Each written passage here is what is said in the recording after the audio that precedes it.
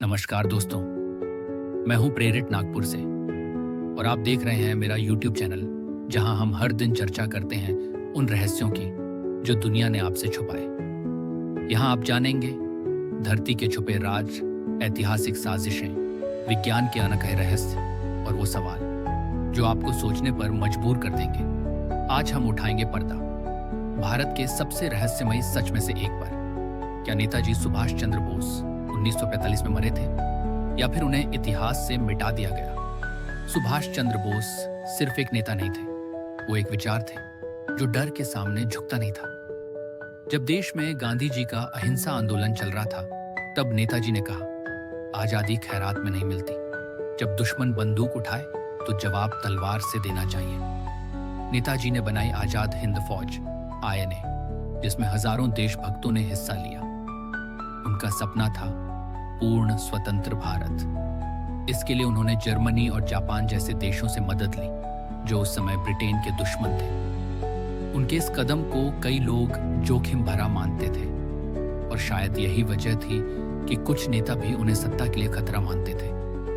18 अगस्त 1945 खबर आई कि नेताजी का विमान ताइपेई, ताइवान में क्रैश हो गया। रिपोर्ट के अनुसार विमान में आग लगी और नेताजी की मौत हो गई।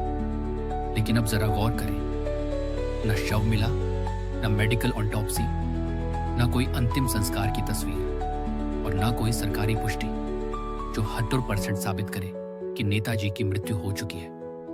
यहां तक कि उनके सहयोगियों ने भी इस हादसे को संदिग्ध बताया।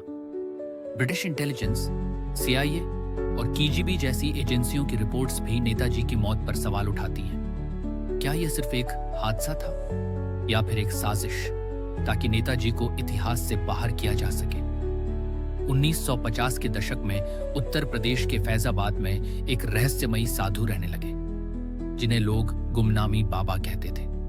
वो न किसी से मिलते, न कभी तस्वीर खिंचवाते, लेकिन उनके पास था नेताजी जैसा चेहरा, नेताजी जैसी आवाज और नेताजी जैसी सोच। उनकी मृत्यु के बाद उनके कमरे से मिला आजाद हिंद फौज की टोपी, नेताजी की मां के लिखे पत्र, नेताजी के दस्तखतों जैसी हस्तलिपि, बंगाली, जर्मन और अंग्रेजी में लिखे दस्तावेज। मुखर्जी आयोग, जो भारत सरकार ने इस केस की जांच के लिए बनाया था, ने पाया कि गुमनामी बाबा और नेताजी के हस्ताक्षर 95% मेल खाते हैं। कई ऐसे लोग जिन्होंने नेताजी को करीब से देखा था, उन्होंने गुमनामी बाबा को देखते ही कहा, ये तो नेताजी हैं। तो सवाल फिर उठता है, अगर नेताजी जिंदा थे तो उन्होंने खुद को छुपाया क्यों? इतिहासकार मानते हैं कि नेताजी का सामने आना 1950 के दशक की राजनीति को पूरी तरह बदल सकता था। नेहरू सरकार को खतरा था कि नेताजी के पास जनता का अपार समर्थन था। वे एक सेना चला चुके थे, INA।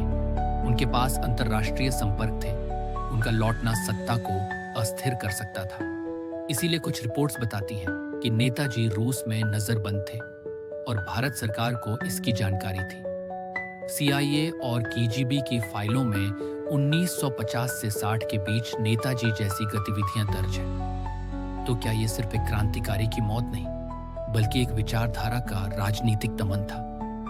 नेताजी का जीवन हमें सिखाता है, कभी कभी सच्चाई को मारने की कोशिश की जाती है क्योंकि वो बहुत ताकतवर होती है।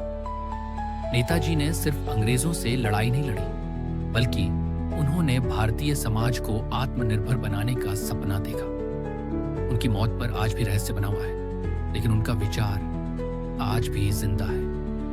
वो हर उस युवा में जिंदा है जो अन्याय के खिलाफ आवाज उठाता है, हर उस भारतीय में जो गर्व से कहता है, तुम मुझे खून दो, मैं तुम्हें आजादी दूंगा। तो दोस्तों, अब आप बताइए, क्या नेताजी की मौत सिर्फ एक अफवाह थी? क्या गुमनामी बाबा ही सुभाष चंद्र बोस थे? आपके विचार हमें कमेंट में जरूर बताएं। अगर वीडियो ने आपको सोचने पर मजबूर किया हो तो लाइक करें, शेयर करें और चैनल को सब्सक्राइब करें। कल हम लाएंगे एक और रहस्य। तब तक जागते रहिए, सोचते रहिए और सच्चाई के पीछे चलते रहिए।